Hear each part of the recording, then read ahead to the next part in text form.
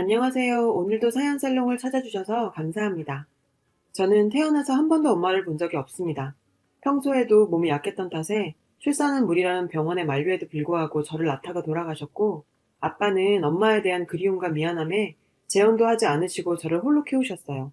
아버지께서는 저에게 엄마의 빈자리를 단 한순간도 느끼게 하지 않기 위해 최선을 다하셨죠. 저도 아버지의 그 헌신을 잘 알기에 세상 그 어떤 부녀관계보다 애틋했습니다. 아빠는 제가 하고 싶어 하는 걸 모두 들어주기 위해 누구보다 열심히 일하셨어요. 그 덕인지 직원 3명으로 시작한 작은 공장에서 직원 100명을 먹여 살리는 내실 있는 중소기업으로 성장했어요. 그 덕에 저는 부족함 없이 살 수 있었죠. 하지만 아빠는 늘 엄마의 부재에 대해서 미안해 하셨고, 딸이 하루라도 빨리 결혼해서 화목한 가정을 가지는 걸 바라셨어요. 제가 대학을 졸업하자 아빠는 일하면서 알게 된 좋은 청년이 있으니 한번 만나나 보라시며 소개해준 사람이 있었어요. 그 사람이 제 남편이 되었죠. 그렇게 아버지의 소개로 만나게 된 남편은 컴퓨터 수리업체 직원이었는데 아빠 회사의 컴퓨터를 점검해주면서 알게 되었고, 가진 건 없지만 워낙 성실한 사람이라 제가 평범하고 착한 사람과 결혼하기를 원했던 아빠가 속으로 저런 청년이라면 사윗감으로 좋겠다 싶어 점 찍어두셨다고 하더라고요. 남편에겐 제가 본인의 딸이란 걸 밝히지도 않고 소개하셔서 남편은 거래처 사장님이 참한 아가씨 있다고 한번 만나보지 않겠냐고 하셔서 나왔다고 하더라고요. 저도 굳이 아버지의 정체를 밝히지 않고 대화를 나눴는데 정말 바보 아니야? 라는 생각이 들 만큼 순박한 사람이었고, 왜 아버지가 이 사람을 저한테 소개시켜줬는지 알만한 부분이기도 했어요. 저 역시 언뜻언뜻 아버지의 모습이 보이는 남편에게 매력을 느꼈고, 아빠에게도 하루빨리 손주를 안겨드리고 싶었죠. 평생을 외롭게 지내시던 우리 아빠한테도 저라는 짐을 덜어드리고 싶었고요. 그래서 26살이라는 어린 나이에 결혼을 선택했습니다. 남편은 저와의 결혼을 약속하고 처음 우리 아빠와 만나는 자리에서 본인에게 저를 소개해준 사람이 장인 될 사람이란 걸 알게 되었어요. 남편은 제 손에 물 한 방울 안 묻히겠다는 80년대에도 안 먹힐 말을 하면서 결혼 승낙을 구했고, 아빠께서도 그런 구식적인 멘트에도 마냥 좋아하시며 승낙을 해주셨습니다. 딸 결혼식 누구보다 화려하게 치러주고 싶다고 하셔서 호텔에서 결혼식을 하게 됐고, 회사 직원들도 초대하셨죠. 많은 사람들 앞에서 축복받으며 결혼식도 잘 치렀어요. 저는 그 큰 집에 아빠 혼자 살게 할 수가 없어서 남편에게 당분간은 우리 집에서 지내는 게 어떠냐며 제안했고, 남편도 흔쾌히 받아줘서 아빠를 모시고 살게 되었어요. 아빠는 신혼인데 늙은이가 방해되는 거 아니냐며 아파트 구해줄 테니 분가하라고 하셨지만, 남편과 저는 이미 얘기가 끝이 나 있었고, 아버님 여자친구 생길 때까지만이라도 모시겠다고 남편이 적극적으로 나서줬어요. 그러니 빨리 여자친구 만들려며 제가 억지도 좀 부렸죠. 사실 아빠에게 행복한 가정을 만들어드리고 싶었던 것이 가장 큰 이유였어요. 결혼 후에 남편은 아빠 회사로 들어갔어요. 아빠는 일 잘 배워서 나중에 회사를 저와 남편이 같이 운영해야 하지 않겠냐며 제안해 주셨고, 남편은 원래 다니던 직장보다 높은 직급에 연봉도 대폭 상승한 조건으로 회사에서 일하게 되었어요. 정말 집에 한 사람이 더 들어온 것 뿐인데 제대로 된 가정이 구성된 것 같았고, 행복한 나날들을 보내고 있던 중에 저희 가족에게도 축복이 있었습니다. 결혼한 지 6개월 만에 저는 임신을 하게 되었고, 이 소식을 전해 들은 아빠는 정말 눈물을 뚝뚝 흘리시며 기뻐하셨죠. 제 임신 사실에 회사 전체에 제 임신턱이라며 회식비를 돌리시며 모두와 기쁨을 나누셨습니다. 아빠와 남편은 저를 무슨 갓난 아기 다루듯 보살폈고, 두 남자의 든든한 보살핌 속에 무사히 건강한 아들을 낳았어요. 아빠께서는 첫 손주를 품에 안는 순간 정말 아이처럼 우셨어요. 아이고, 지수 엄마, 나 이제 죽어서 당신 만나러 가도 여한이 없어. 우리 지수가 이렇게 커서 아이까지 낳고. 아빠의 오열에 저와 남편도 덩달아 온통 눈물바다가 되었었네요. 아빠가 그렇게 좋아하는 모습을 보니 정말 제가 살면서 한 가장 큰 효도가 아빠께 손주 안겨드린 게 아닌가 싶었어요. 평소에 워커홀릭이던 아빠도 퇴근 시간이 땡 하면 남편과 같이 집에 들어와서는 손주 보는 재미에 푹 빠지셔서 생전 처음 하는 행동도 하셨어요. 아이고, 회사 가기 싫다. 회사 땡땡이나 칠까? 박서방 자네도 나랑 같이 땡땡이나 치고 우리 우진이랑 놀까? 아이를 낳고 2년간은 우리 가족 정말 행복한 나날들을 보내고 있었습니다. 하지만 하늘도 참, 우리의 행복을 질투했던 건지 여느 날처럼 남편과 아빠를 출근시켜 놓고 집에서 아이를 보고 있었어요. 회사에서 전화가 걸려왔습니다. 지수씨, 저 김비서인데요. 지금 빨리 오셔야 될 것 같습니다. 사장님이 쓰러졌습니다. 일단 병원으로 가는 중이라 자세히는 모르겠지만 위독한 것 같습니다. 정말 전화를 받는 순간 하늘이 무너지는 것 같았어요. 서둘러 아이를 데리고 응급실로 갔죠. 거기에는 남편과 김 비서님이 기다리고 계셨어요. 제가 도착하자 남편은 아빠가 아침 회의를 끝내시고 나오는 길에 갑자기 쓰러지셔서 못 일어나셨다고, 남편도 놀라서 손까지 벌벌 떨고 있었어요. 아빠가 수술실에 있는 1분 1초가 하루처럼 느껴지고 머릿속에는 온갖 무서운 생각이 들어 견딜 수가 없었어요. 3, 4시간 정도 지났을 무렵 수술실 문이 열리고 의사 선생님이 나왔어요. 워낙 긴급해서 수술을 진행했고 뇌출혈 부위는 일단 수술을 잘 했는데 출혈 부위가 워낙 커서 상황을 지켜봐야 할 것 같다고 설명하더라고요. 아빠는 뇌출혈 상태로 뇌의 일부가 이미 손상돼 버려서 깨어나더라도 정상적인 생활은 불가능하다는 소리를 듣고 나니 정말 억장이 무너지는 듯 했어요. 그렇게 아빠의 투병 생활은 시작되고 회사는 일단 전문 CEO 체제로 전환되어 운영되게 되었어요. 아빠는 저에게 평생 사랑을 주셨는데 아빠의 병간호를 남에게만 맡길 수 없어서 전문 간병인과 번갈아가며 아빠를 보살폈습니다. 정말 저에게 태산 같게만 느껴지던 아빠가 저렇게 인공호흡기에 의존해서 누워있는 모습을 보는 건 정말 힘들었어요. 제가 아빠의 상태를 들으러 의사 선생님께 다녀오는 사이에 아빠의 입원 소식을 들은 시어머니와 신우가 병문안을 와 있더라고요. 그때 저는 우연히 그들이 이야기하는 걸 듣게 됐죠. 사돈 뇌출혈로 깨어나실 확률이 거의 없다고 하던데 그럼 우리 아들이 사장님 되는 건가?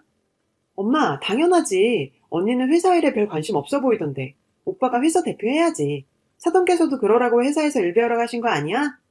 우리 준태가 그 집에 들어가서 고생을 얼마나 했는데. 당연하지. 어차피 외동딸이잖니. 회사 운영은 남자가 해야지. 언니가 상속받을 재산이 어마어마할 거야. 엄마 그거 알아? 저쪽 사거리에 있는 10층짜리 건물도 사돈 거래. 그것도 다 우리 준태 거 되는 거 아니겠니? 이제 우리 집도 팔자가 피는구나. 사돈이 뇌출혈로 쓰러져서 사경을 헤매는데 병문안이라고 온 시댁 인간들이 저렇게 떠들어대는 헛소리에 참을 수가 없었습니다. 어머님, 도대체 제정신이세요? 지금 사경을 헤매는 사람 병문안 와서 그게 할 소리예요? 도대체 왜 아직 돌아가시지도 않은 우리 아버지 이야기를 그렇게 마음대로 하세요? 언니, 엄마 말은 그게 아니라 아가씨는 입 다무세요. 그 10층짜리 건물이 왜요? 그거 누가 준대요? 우리 아버지 재산에 아가씨가 관심을 가져요. 우리 아빠가 쓰러지셔서 기분 좋아요? 언니, 말이 너무 심하잖아요. 돈 좀 있다고 말을 막 하고 그래도 되는 거예요? 그래, 너 말이 참 심하다. 신우이한테 입 다물라니. 네 아버지가 없으면 네 남편이 가장인데 지금도 네 남편 회사에서 고생하고 있는 거 안 보이니?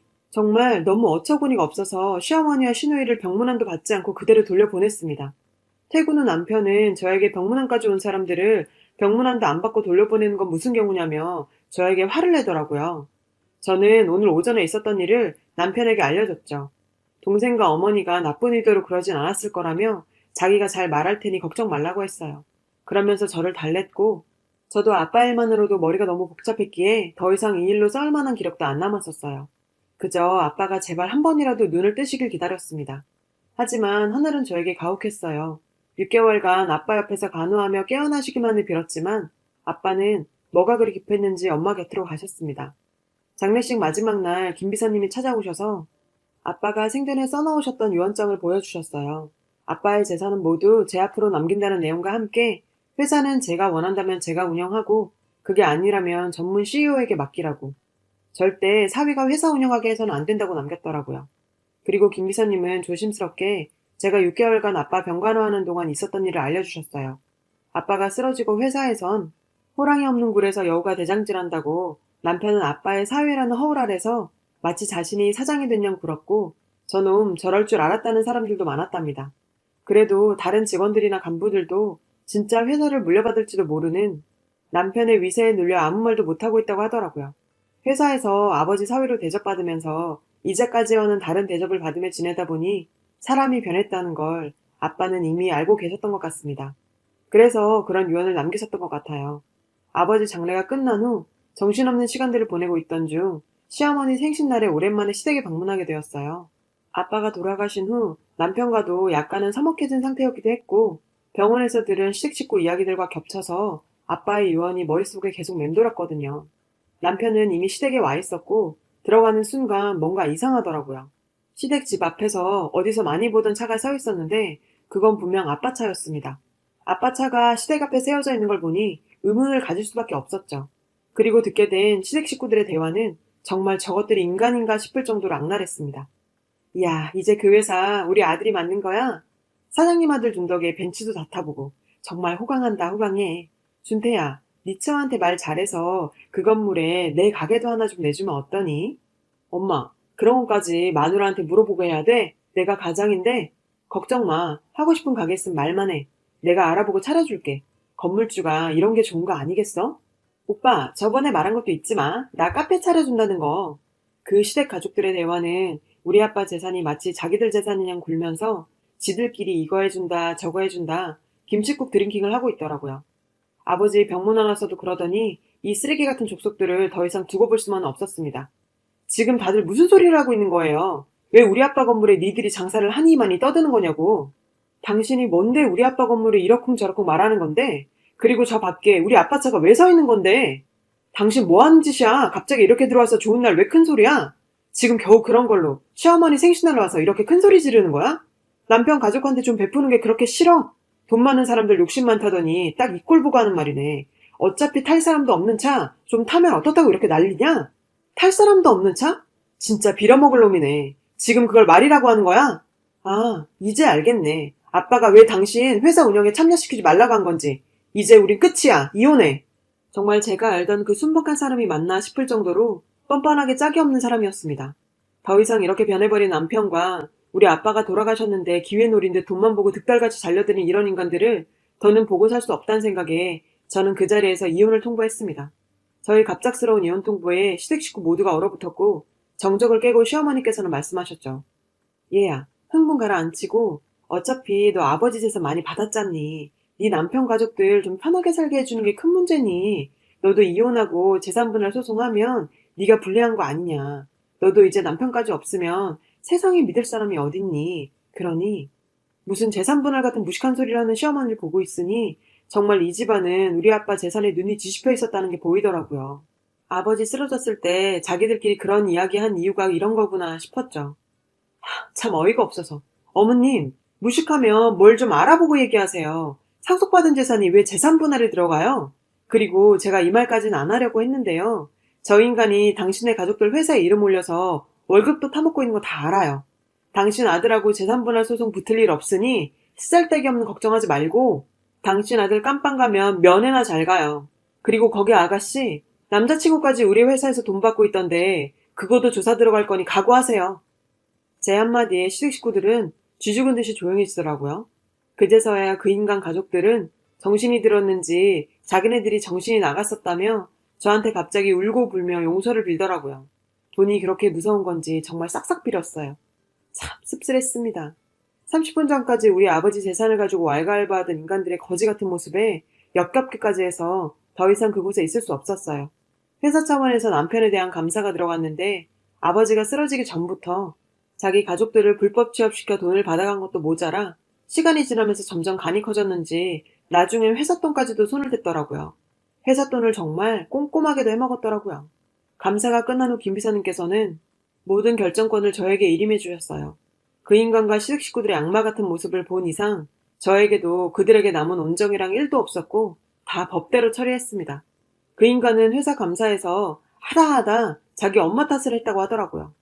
아휴, 그걸 지 엄마 탓하면 뭐가 달라집니까? 그저 순박할 수밖에 없던 자리에 있던 인간이 장인덕의 회사에서 주제에 맞지도 않게 대접받는 자리에 오르게 되니 탐욕적인 본성이 드러난 것 뿐이겠죠. 지 엄마 탓, 동생 탓 해가며 벗어나려고 발부둥 쳐봤지만 회사 공금횡령 부당수급 등으로 구속시켰고 회사 돈을 부당수급했던 시어머니와 시누이도 경찰 조사받고 벌금형을 받았어요. 5년이나 함께 산 인간인데 구속 판결이 나기까지 생각이 많았습니다. 제 미련이 남았나 싶더라고요. 근데 막상 판결이 나고 나니 그저 통쾌하기만 하더라고요. 이런저런 상황에 대한 근심이었나 봅니다. 최근엔 김 비서님의 도움을 받아 아버지 회사 경영에도 조금씩 참여하면서 아이와 함께 행복한 시간 보내고 있습니다. 아이와 정말 행복하다가도 가슴 한켠에 아빠가 남아서 어느 날은 갑자기 먹먹해집니다. 오늘이 그런 날이네요. 마음이 허전해서 주저리 써봤는데 글을 쓰다 보니 아빠가 더 많이 보고 싶습니다. 여러분, 사연 댓글에 응원과 현명한 조언 부탁드려요. 좋아요와 구독은 저에게 큰 힘이 됩니다. 오늘도 좋은 일 가득하세요.